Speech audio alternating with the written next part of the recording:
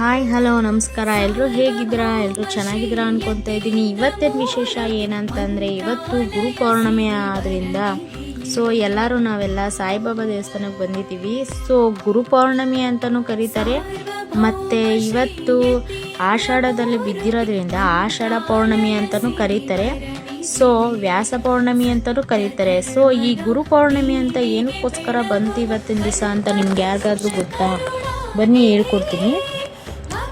ಏನಕ್ಕೆ ಈ ವ್ಯಾಸ ಪೌರ್ಣಮಿ ಅಂತ ಬಂತು ಅಂದರೆ, ಮಹರ್ಷಿ ದೇವವ್ಯಾಸರು ವೇದಗಳೆಲ್ಲ ಬರೀತಾಯಿದ್ರು ಮತ್ತು ಆ ವೇದಗಳನ್ನು ಗ್ರಂಥಿಸಿ ಮಹಾಭಾರತ ಹಾಗೂ ಪುರಾಣಗಳನ್ನು ರಚಿಸಿದ್ದ ಕಾರಣ ಅವರನ್ನು ಆದಿಗುರು ಅಂತ ಕರೀತಾಯಿದ್ರು. ಆದಿಗುರು ಅಂತಲೇ ಪೂಜೆ ಮಾಡ್ತಾರೆ. ಇವತ್ತಿಗೂ ಆ ಸಂಪ್ರದಾಯ ಹಿಂದೂ ಸಂಪ್ರದಾಯದಲ್ಲಿ ಬಂದಿದೆ. ಆದ್ದರಿಂದ ಗುರು ಪೌರ್ಣಮಿ ಅಂತ ಹೆಸರು ಬಂದಿದೆ.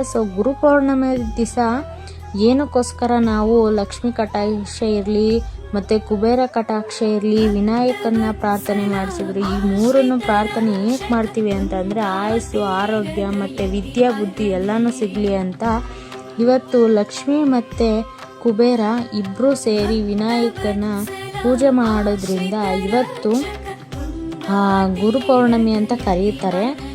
ಗುರು ಪೌರ್ಣಮಿ ಅಂತ ಈ ಥರ ಹೆಸರು ಬಂತು.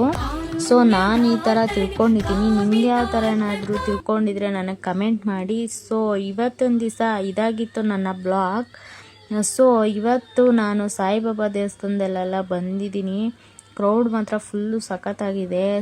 ಏನು ಮಾಡೋಕ್ಕಾಗಲ್ಲ, ದೇವ್ರನ್ನ ನೋಡೋಕ್ಕೆ ನಾವು ಕ್ರೌಡ್ ಇದ್ದರೂ ಹೋಗಲೇಬೇಕು. ಇದಾಗಿತ್ತು ಇವತ್ತಿನ ಬ್ಲಾಗ್. ಬಾಯ್.